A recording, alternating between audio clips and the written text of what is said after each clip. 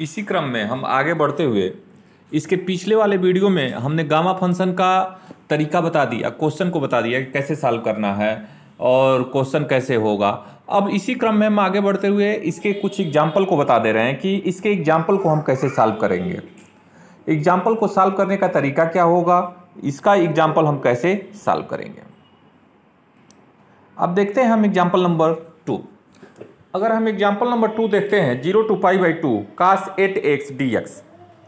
हमने एक फार्मूला बताया था आपको कि cos nx sin mx ऐसा फार्मूला बताया था, जिसको सॉल्व करके हम आपको बताया था कि ऐसे करना है।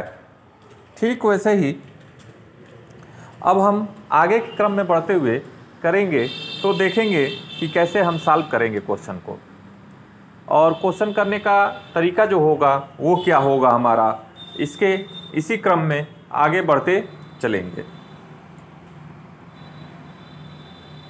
अगर हम देखते हैं 0 to π/2, अगर हम देखते हैं 0 to π/2 cos 8x dx 0 to π/2 sin 0 into cos 8x dx। चाहे तो इस पर भी कर सकते हैं, और एक हमने ये भी बताया था कि आप cos nx वाला फार्मूला जो था उसके अकॉर्डिंग भी आप कर सकते हैं। दोनों में से चाहे तो आप जिस पे करना चाहे कर सकते हैं। अब ये cos 8x dx 0 to π/2 sin 0x cos 8x dx, और उसके बाद आप चाहें तो ये वाले फार्मूले पे भी कर सकते हैं, इस वाले पे भी और इस वाले पे, दोनों में से किसी पे भी करेंगे तो आंसर सेम आएगा। ऐसा नहीं है कि एक पे करेंगे तो दूसरा आंसर आएगा और दूसरे पे करेंगे तो दूसरा आंसर आएगा। आंसर जो आने का तरीका होगा वो सेम होगा, चाहे आप किसी पे भी करिए, आगे या तो किसी क्वेश्चन पे करिए तो क्वेश्चन आंसर हमारे सेम होंगे। और ऐसी क्रम में फिर से हम देखेंगे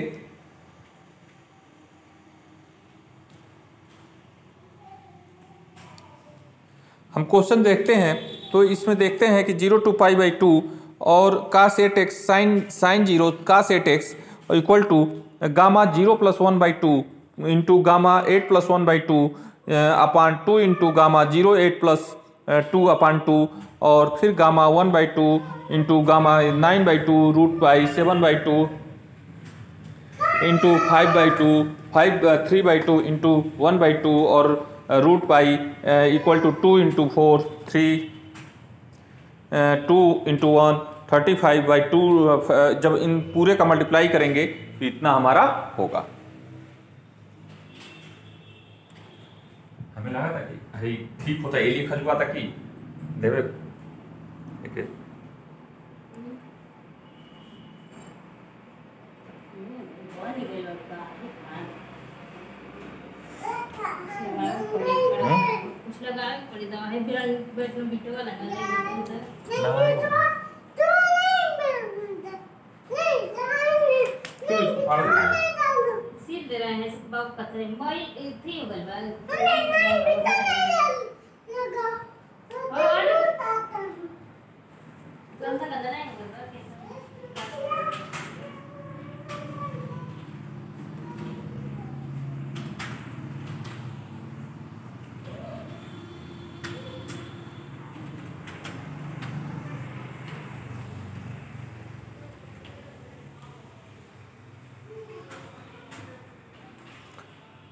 हम इसके दूसरे एग्जाम्पल को देखेंगे। फिर से एक हम एग्जाम्पल नंबर 3 देखते हैं कि एग्जाम्पल नंबर 3 में हम क्या कर रहे हैं।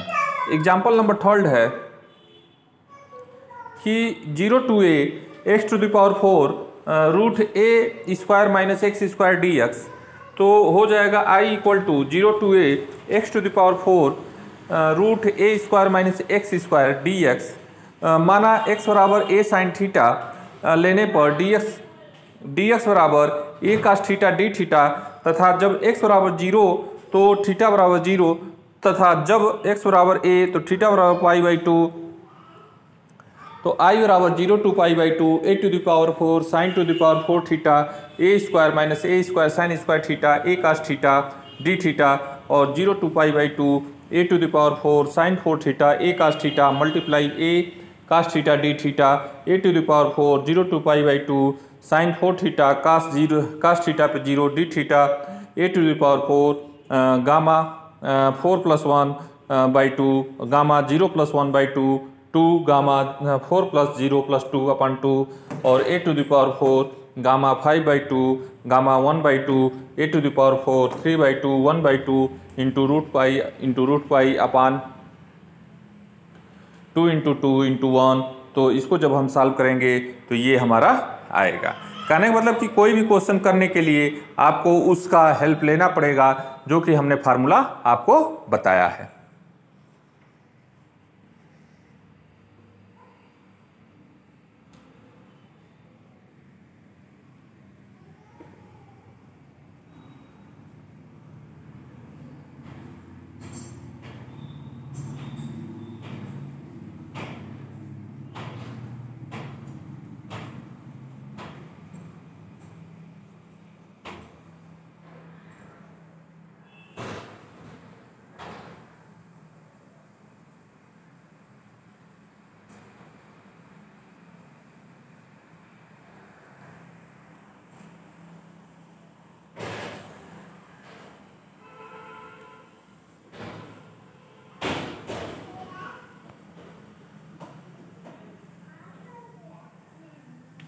फिर इसी क्रम में हम आगे बढ़ते हैं तो देखते हैं कि एग्जाम्पल नंबर 3 हमारा 0 to a s to the power 4 a square minus x square को हमने क्या किया। कई लोग तो इसको सोचेंगे कि वैसे भी सॉल्व कर देंगे, लेकिन यहाँ पे थोड़ा सा इंपॉर्टेंट यही रहेगा कि यहाँ पे x बराबर a साइन थीटा लेंगे और उसका dx निकालेंगे a cos theta d theta तथा x बराबर 0 तो थीटा बराबर 0 और x बराबर a तो थीटा बराबर पाई बाई 2। और जब एक एक क्वेश्चन को सॉल्व करेंगे तो आप पाएंगे कि कुछ अच्छा होगा। ठीक है, इसी क्रम में फिर से हम आगे बढ़ेंगे और देखेंगे कि आगे के क्वेश्चन को हम कैसे सॉल्व करते हैं। अब हम देखते हैं एग्जाम्पल नंबर 4।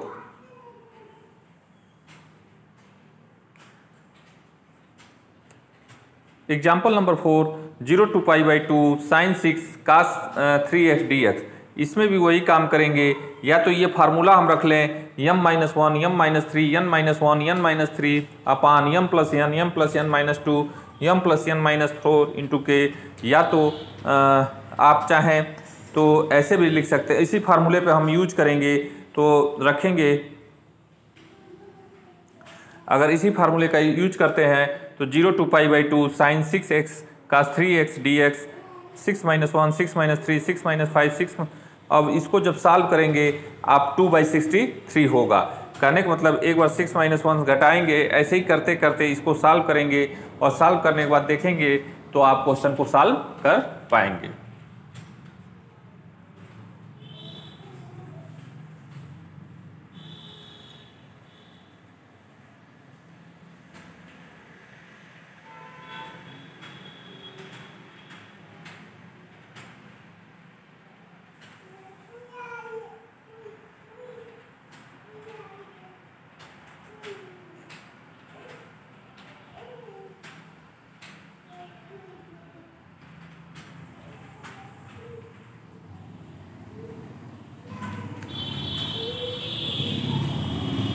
दोस्तों करना ले हाँ क्या करता हाँ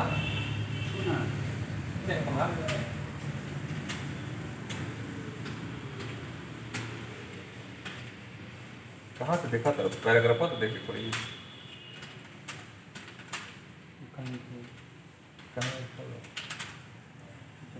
लिखल होगा।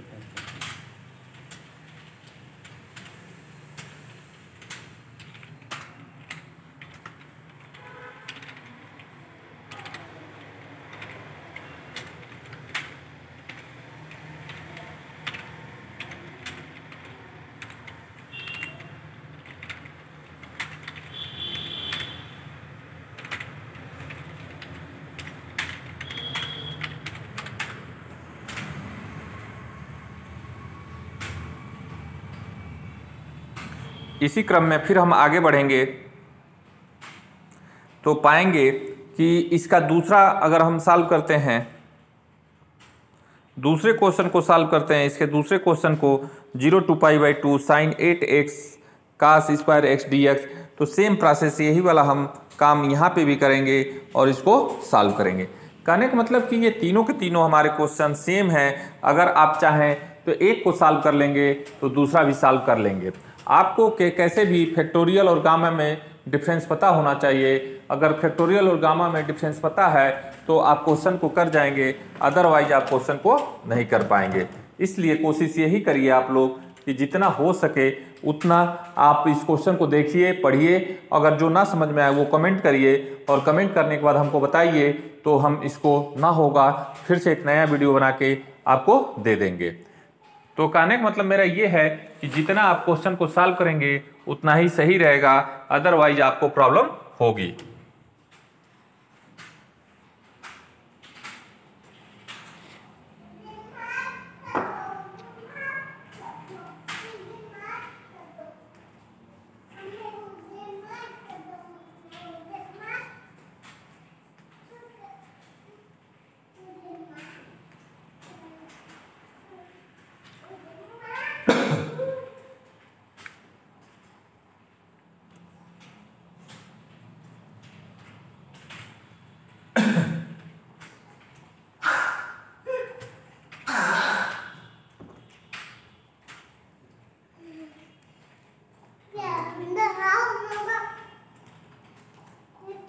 फिर हम इसी क्रम में आगे इसके महत्वपूर्ण सूत्र एवं महत्वपूर्ण गुण एवं सूत्र हैं जिसको हम देखेंगे। और यही हर चैप्टर के लास्ट में दिया रहता है।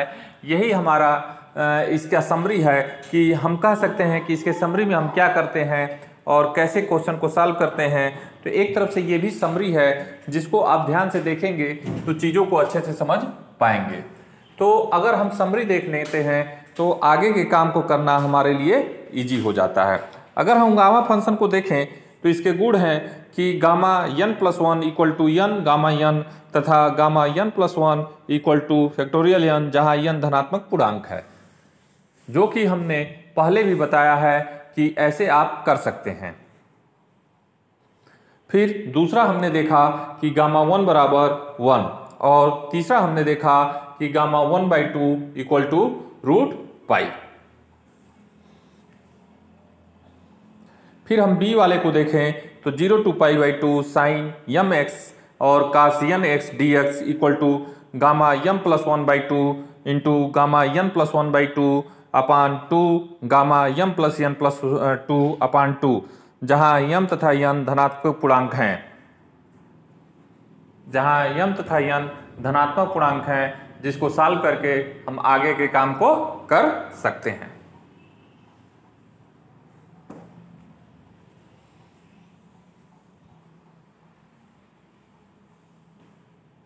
इसी क्रम में हम अपचयन सूत्र पे आते हैं कि अपचयन सूत्र को हम क्या करेंगे, अपचयन सूत्र में क्या करेंगे, अपचयन सूत्र में हमारा कैसे रहेगा और अपचयन सूत्र हमारा कैसे सॉल्व होगा। अब देखते हैं अपचयन सूत्र को। 0 to π/2 sin mx cos nx dx m-1 m-3 m.2 या 1 n-1 n-3 2 या अपान m+n m+n-2 m+n-4 .2 या जहाँ k बराबर π/2 यदि m तथा n दोनों सम है तथा k बराबर 1 यदि दोनों में से एक विषम है, तो 0 to π/2 sin nx dx और n-1 n-3 n-4 2 या 1 या कह सकते हैं n-2 n-4 2 या 1 k बराबर 1 यदि n विषम है तथा k बराबर π/2 यदि n सम है। अगर हम तीसरा देखते हैं कि cos nx dx equal to n-1 n-3 .2 या 1 अपान n-2 n-5 .2 या 1 k बराबर 1 और n विषम है k बराबर π/2 यदि n सम है। कह सकते हैं कि ये तीनों फार्मूले हमारे इंपॉर्टेंट हैं और तीनों फार्मूले को देखने के बाद ही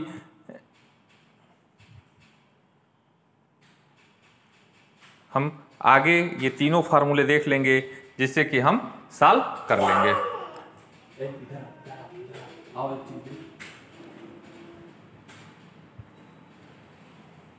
एक एक फार्मूले को देखेंगे तभी हम सॉल्व कर पाएंगे, अदरवाइज हम नहीं कर पाएंगे।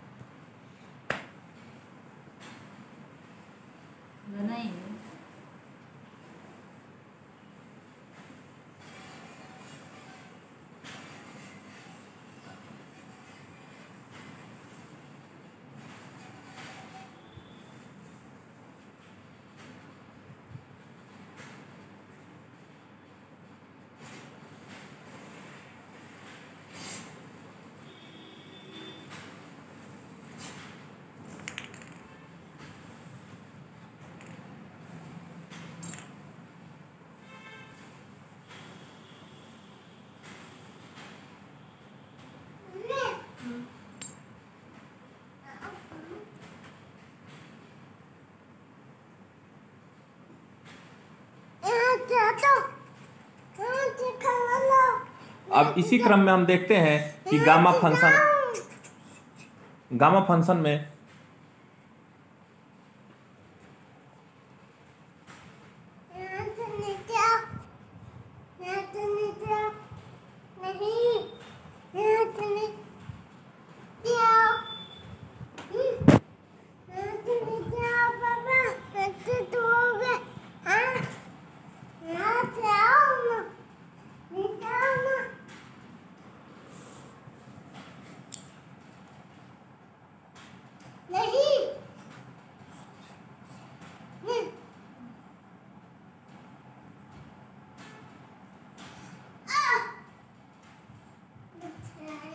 फिर गामा फंक्शन में हम देखते हैं कि एक एक चीज़ को अगर आपने एक एक चीज़ को देखा तो एक एक चीज़ बताया गया।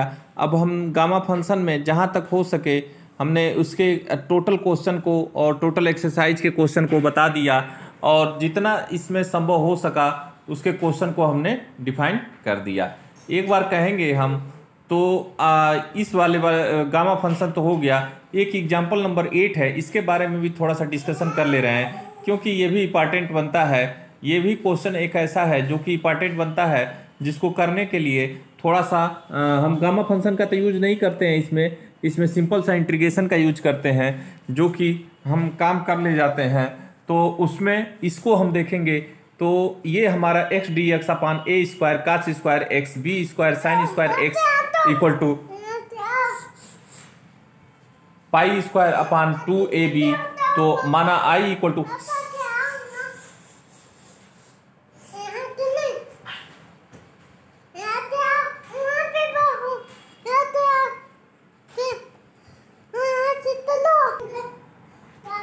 अब हम आगे इसी क्रम में ये क्वेश्चन को देखते हैं। थोड़ा सा ये क्वेश्चन गामा फंक्शन पे तो नहीं है लेकिन इंटीग्रेशन पे है, तो इंटीग्रेशन पे है तो जहाँ तक हो सकेगा तो इस क्वेश्चन को हम देखते हैं कि अगर हमारा 0 टू पाई है x dx a square cos square x plus b square sine square x, तो पाई स्क्वायर अपान 2ab, तो i equal to 0 to pi x dx a square cos square x plus b square sine square x, और 0 to pi pi minus x a square cos square pi minus x plus b square sine pi minus x d x.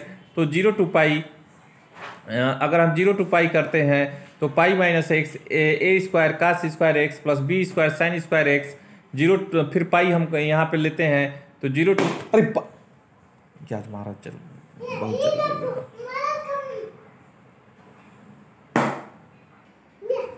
तो हम देखेंगे ये कि अगर हम इसको solve करते हैं क्वेश्चन को तो 0 to pi minus x a square cos square pi minus x plus b sine pi minus x d x, 0 to pi minus x a square cos square x plus b square sine square x d x, pi 0 to pi a square cos square x plus b square sine square x d x minus 0 to pi x upon a square cos square x plus b square sine square x d x, 0 to pi और d x upon a square cos square x plus b square sine square x minus i equal to 2i equal to pi 0 to pi d x upon a square cos square x plus b square sine square x equal to 2 pi 0 to पाई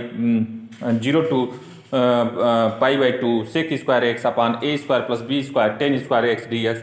तो 0 to 2a f x d x equal to 0 to a f x d x, यदि 2a minus x equal to f x हर तथा अंश में कास square x से भाग देने पर हमें मिलेगा ये कि B 10x equal to t, जिससे कि b sec square x d x equal to d t, अर्थात sec square x d x equal to 1/b d t. जब x बराबर 0 t बराबर 0 तथा जब x बराबर पाई t बराबर b तो 10 pi by 2 equal to infinite. अतः 2 से i बराबर पाई बाई b और 0 to infinite d t upon a square plus t square equal to pi by b 1 upon a tan inverse t by a 0 to infinite pi by a by b pi by a into b tan inverse infinite minus tan inverse 0 equal to pi by a B